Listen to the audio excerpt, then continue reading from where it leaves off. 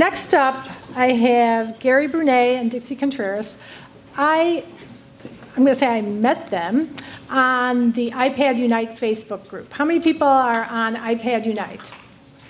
Okay. My recommendation is everybody in the room should be on the iPad Unite Facebook group. I joined Facebook just so I could be on that group. I am not a Facebook person.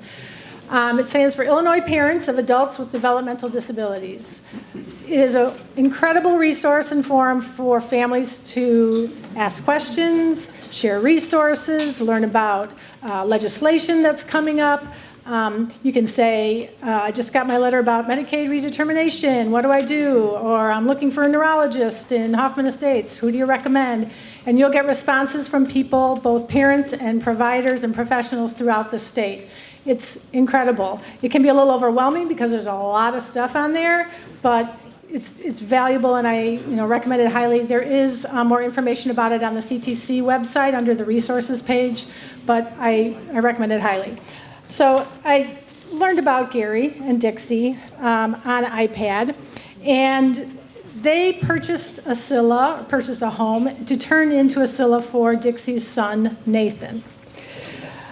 Their stories are really unique, and I appreciated on iPad how Gary and Dixie as well would share their story, tell us, the ups, the downs, the challenges, the successes, and we thought it was something you should hear about as well. So please help me welcome Gary Brunet and Dixie Contreras.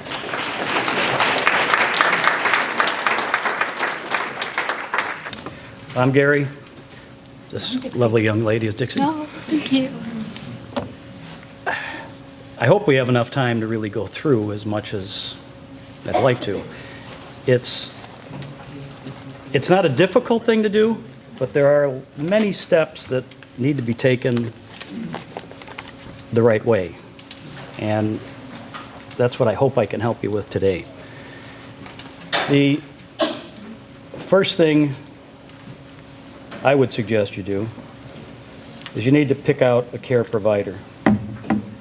We're with UPC Seguin. I shouldn't say we're with them. We're not here to advocate any provider. UPC Seguin is the service agency that runs our home. Once you have a provider that knows what you're doing and they're going to support you, I mean, that's, number one, you have to have the support. The home is nothing without the support.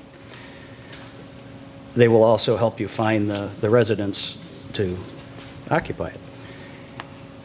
Once you have the service organization, the next step, get a good lawyer.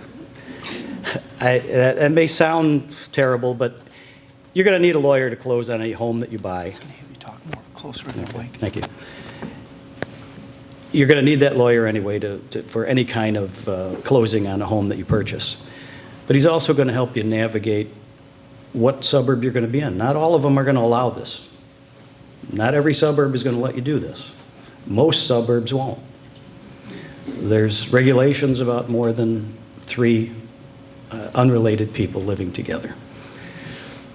You may understand why these rules are out there, but obviously ours does not apply, and convincing some of these municipalities is not that easy. A good attorney can help you navigate that as well. Most likely, I would suggest if once you get a home, you put it in some entity like an LLC or something just to protect you from potential problems down the road. It's just easier to not have yourself involved personally. To have a good attorney set that up for you would be ideal. Once you have all that in place, now you can start looking for a house. Well, first you have to really decide what kind of house you want. We heard some speak about a ranch home. If you have physically handicapped residents, a ranch home is going to be desirable. However, we thought that would be the case too, although we don't have any physically handicapped. We thought a one-level home would be ideal. Difficult to find. We looked 6 months or more, probably looked at 50 to 60 homes in the process of trying to find the right one for us. We learned quickly that a ranch was not going to be doable. We needed at least 4 bedrooms, at least 3 bathrooms. we couldn't find it. They may exist, but we couldn't find it. We ended up with a 2-story home, bedrooms upstairs. For us, it fits all of our needs. The boys have nice big bedrooms. There's plenty of bathrooms. We have a basement that they can also use, which most ranch homes don't have. It gives us a bigger lot size because the home isn't spread out. We have more outdoor space for the boys to do other activities outside. Put in a nice garden last year, a nice deck. We try to get them outside as much as possible. A good real estate agent is nice to have as well. Now, we worked with a young man that actually supports Seguin as well. He actually donates half of his commission to the organization. And he was there with us every weekend, rain or shine, looking at houses, going through his listings, trying to find us something. And it's going to take a long time. Once you find a house, if you're buying this on your own, or even, some have talked to me about what about a group, if we have 4 parents that want to try and buy a home together, that's all fine too. It makes it a little more complicated financially, but once you decide you have a home and you've closed on the home, that's not the end of the cost. There's most likely going to be renovations needed. In our case, we tore out bathtubs, toilets, inappropriate sinks and things of that nature, and redid 3 bathrooms. That's a big expense. We put in all walk-in showers and things, so there was less trip hazards and all of these types of things for the residents. Our house was pretty well equipped as far as hard floors and appliances and those kinds of things. You probably don't want a lot of carpeting. Spills and everything else, trip hazards, good hardwood floors or tile floors are probably a better option for you. There's a number of things in the home for safety, adequate handrails in bathrooms and stairways. We put double rails on all stairways just to make sure there was always something to grab onto. But don't be afraid to ask for resources in your neighborhood. I mean, we had the fire department out. I asked them, what should I do for safety? They'll go through your house. They'll be happy to tell you what to put in, how to do this, and at no cost to you. We were fortunate. We had good neighbors. Once we were all in the house and we sourced our residents, we got the chance to interview them, interview the family. Hugely important thing to do. As others have suggested, you have to be able to get along with the other parents, and the boys or the girls, whoever they might be, have to get along with each other. Our group we're doing great. I mean, the boys, they're all about the same age, late 20s. They're involved in sports. In the garage is their sports lockers. They keep all their stuff in there. Some compete with each other. Others go on to other sports.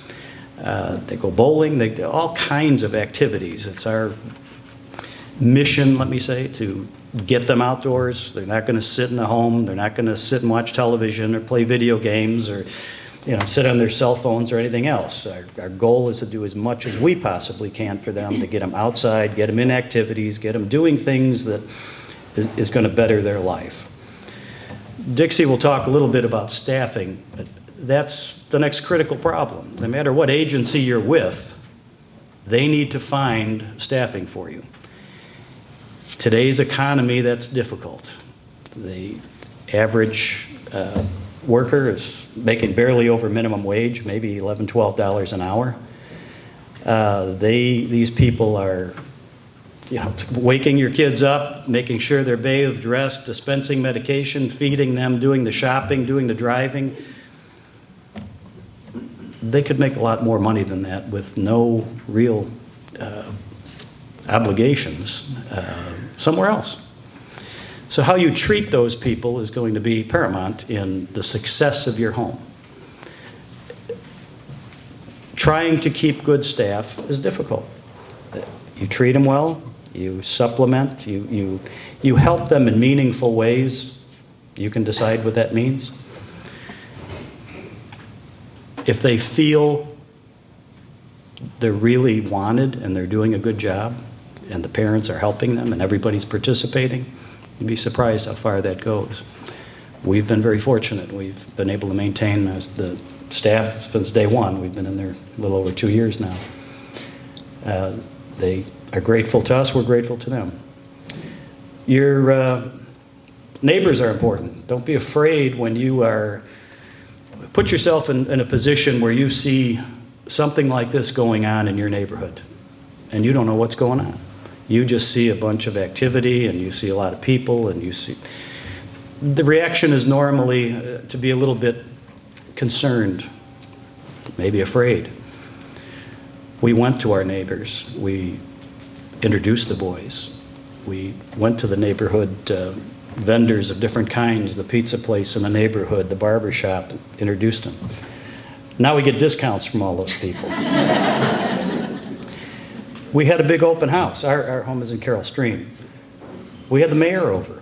We had the entire fire department over, the police department, the neighbors, and we alleviated that fear. Now our neighbors are shoveling our snow for us. Most people are willing to help if you give them an opportunity to do so. Give them a reason to participate, and they'll be happy to do it. We have a service that plows the snow, but if they're not there soon enough, our neighbor knows these people need to get in and out of the garage. These boys might slip. He and his sons are out there shoveling our walk in our driveway. You know, it's hard to find people like that, but I think there's more of them around than you might think. I guess I'll turn it over to Dixie at this point. As I said, we're not here to advocate for anybody. We're not here to talk a lot about funding or anything else. And we can only answer so many questions today. But we're here as a resource to all of you if you decide to do some of this. I've spoken to other groups. I'm amazed at the interest and, frankly, the need for homes like this. There's a lot of you out there that are trying to do the same thing, decide what's best for their child. And if this might be it for you, it might not be. But we're here to advocate for you in any way we can. Turn it over to Dixie.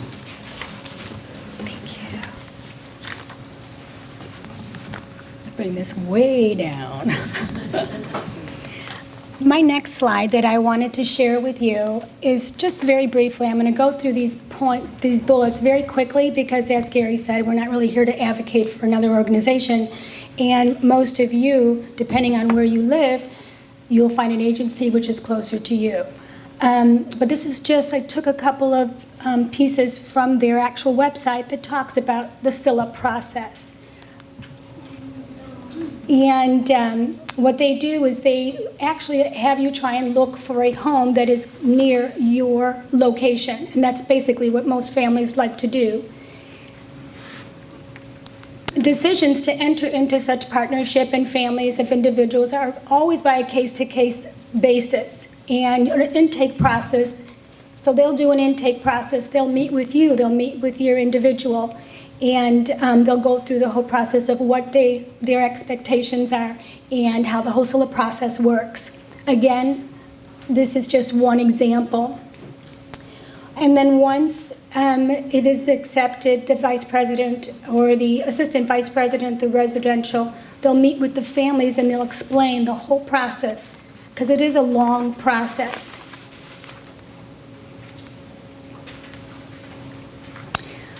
And once UCP Seguin, and I'm pretty sure most of the agencies, they will not take over the home and allow for any of the individuals to move in until each one has the funding. This is something I neglected. When you have the cost of your home and you have the cost of everything involved with getting that home ready, still not the end. Nobody's going to sign a lease on that home until it's fully staffed and fully occupied. That could take 6 months, 8 months, 12 months. Mm-hmm. You're paying all the bills in the meantime. Yeah.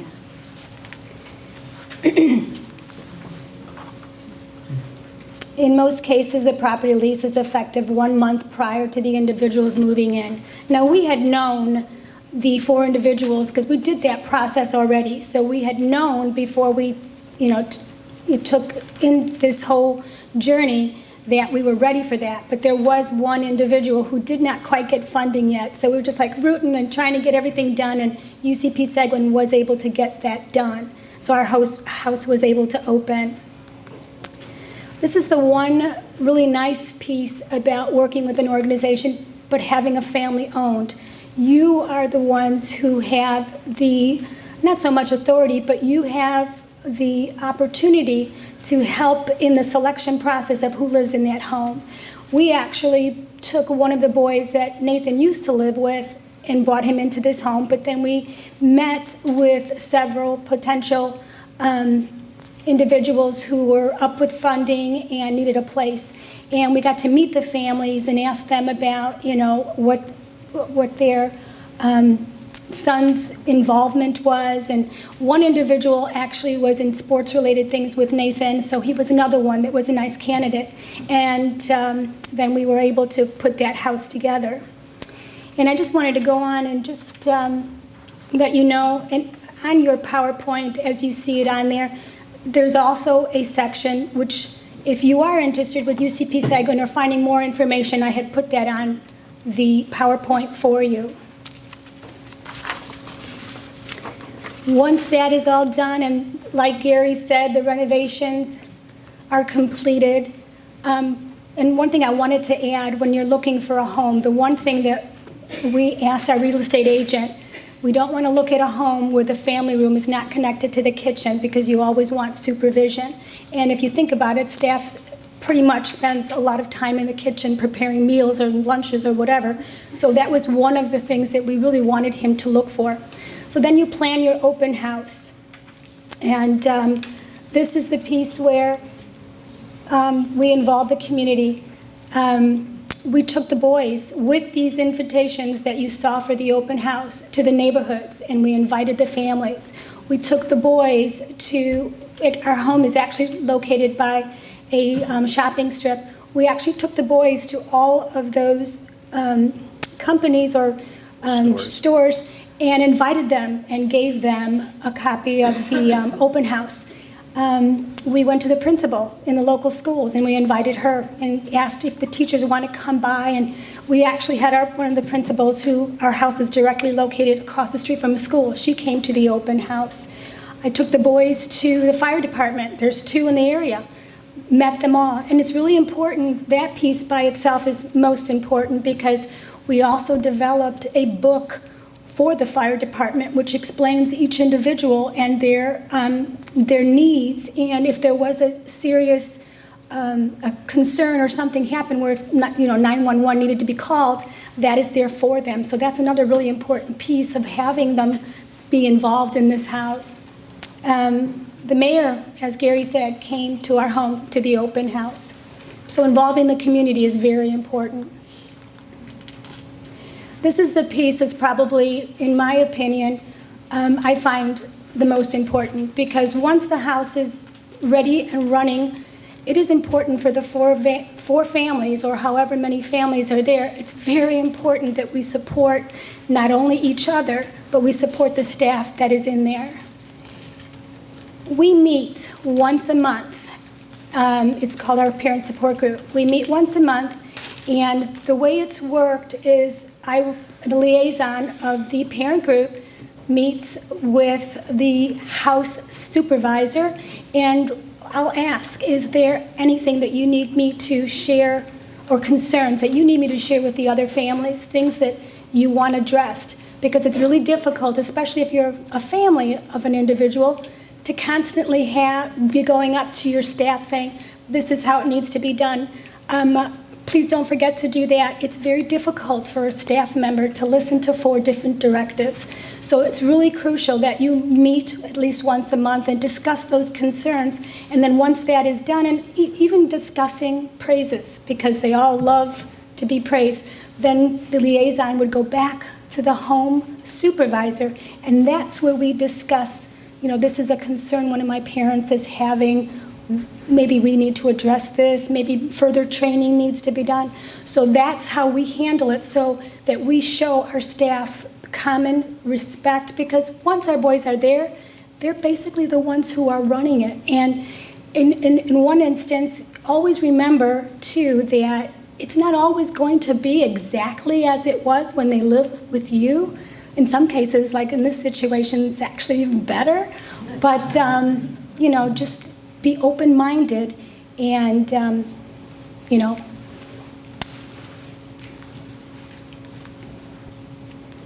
Another thing that we do with our family support group is we are very involved in keeping up our home. As Gary mentioned, we put in a garden. The boys are very involved. They plant the vegetables.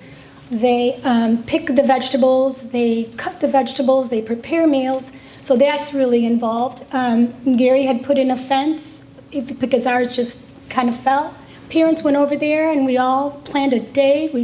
We stained it. We're trying to keep upkeep and maintaining everything. They help us with the garden. We go there once a year. We'll mulch. So we just really take the time to, preserve the beauty of the home and the maintenance, so staff does not have to do that. And we even have the boys, as you can see, very much involved. That's actually one of Joseph's jobs. He has to water the flowers. Another thing that we do when we meet with our families once a month, we talk about chaperoning trips. I take the group every year to Gobert's during the fall. And so I'll chaperone with a staff member, and we'll take the 4 boys. And we've had a parent chaperone taking them downtown to Navy Pier. Because sometimes our staff really does not only appreciate, but need that extra support, because you can't just have one staff member going with 4 individuals, even if it was 2. If there was ever a complication, and sometimes there have been, it's always nice to have that parent support and that chaperone there. We also, every month, establish a calendar. And as you can see, ours is pretty detailed. The kids belong to the recreational organization. I'm not familiar with this area, but ours is Wetstra. And the boys are very involved. They go bowling once a week, swimming. So I'll put together the calendar, and this is laminated and put on the refrigerator so staff knows what's happening when. And most of these cases, the families, once again, will chaperone and drive the individuals or the groups to their events. However, they have also been willing to drive the boys as well. Also, as you can see on Wednesdays, once a week, every month, we have a parent potluck where we provide the meal, we give the staff a break, let us prepare the meal for the boys, and we'll bring it in, we'll have it ready, the boys will eat, we'll clean up, and it gives them the opportunity to spend some quality time with our boys while we are getting that ready, and it also gives them that break. So that's something that we do, and the days change. But this is just another example of how we try and make their lives a little bit easier. Now, this is the piece that Gary was saying was probably the most important, because you can have the house, you can have it ready to go and fully functional, but if you do not have the staff, it won't open. The actual video was a video of how important it is to have staff, and how today with the market, it is very difficult to keep your staff because of the minimum wage. And it shared how we are competing with organizations like Wendy's or McDonald's or Target or Costco, because they're taking our staff and possibly paying them a little bit more. And this is where we run into the biggest snag. In the last 2 years, state funding only increased, as you can see, from $9.65 to $11 an hour. And this is what's so sad. This is after 9 previous years of nothing. So as you could see, this is really important. And as I said, we are continually being faced with the competition. Now, I just wanted to go briefly through this, because in your slide presentation, you have the caveat where you can connect to these, but it's the one thing that, the spot where you connect so you can become involved. The one thing that's most important is your voice. Getting involved with the state legislator, but letting them know. And some of these things that you could do take literally 5 minutes. Your voice is so important. We're trying to get that minimum wage raised to $15 an hour. So again, those are just ways that you can get involved, and that's included in your packets. Did you want to add anything to that? Lastly, always remember, take it one day at a time and be grateful for all the little things. It may not always be perfect, and it may not be as it was at home. Focus on the positive and take any challenge as a way for all of you to grow. Thank you.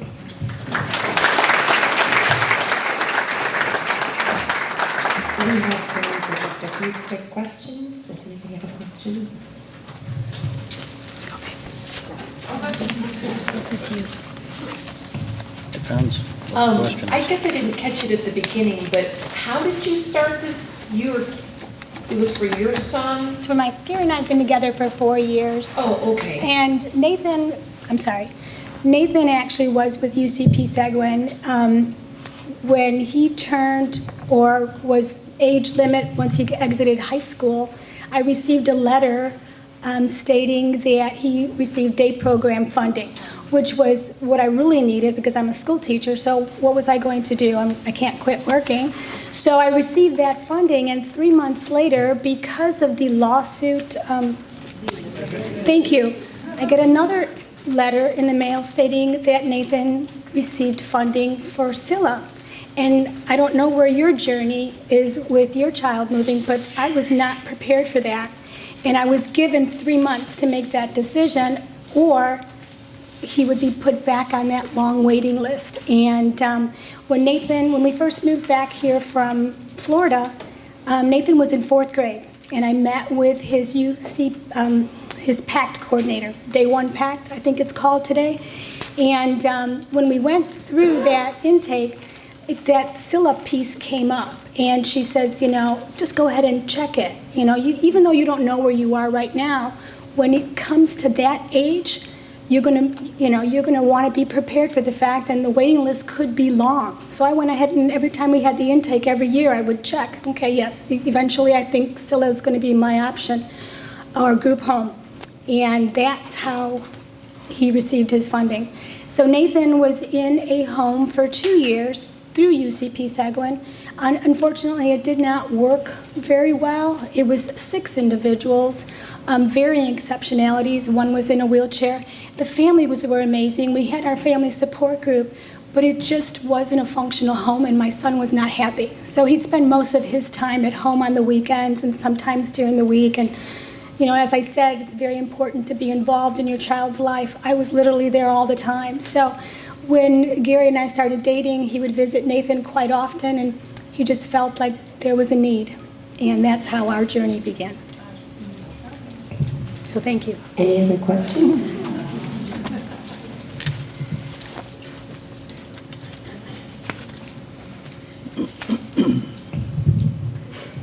Hi, I was wondering if you are able to augment yourselves through private pay the salaries of the support staff, or is that illegal? That would be a no. The short answer is no. Financially, you can't supplement that. There are ways to get around that to some degree. You can certainly give them a gift for their birthday. You can give their children a gift for their birthdays, and so on and so forth. And I would encourage that. There's small things. There's restaurant gift cards. There's fuel cards. I mean, one of our, I think it's our house manager, drives a mile or an hour. An hour. She lives in the city. She drives an hour one way just to get to our home.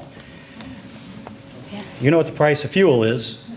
Any help that she can get towards that that's meaningful help. Another thing I want to add, in our parent support group, when we meet once a month, we have a slush fund.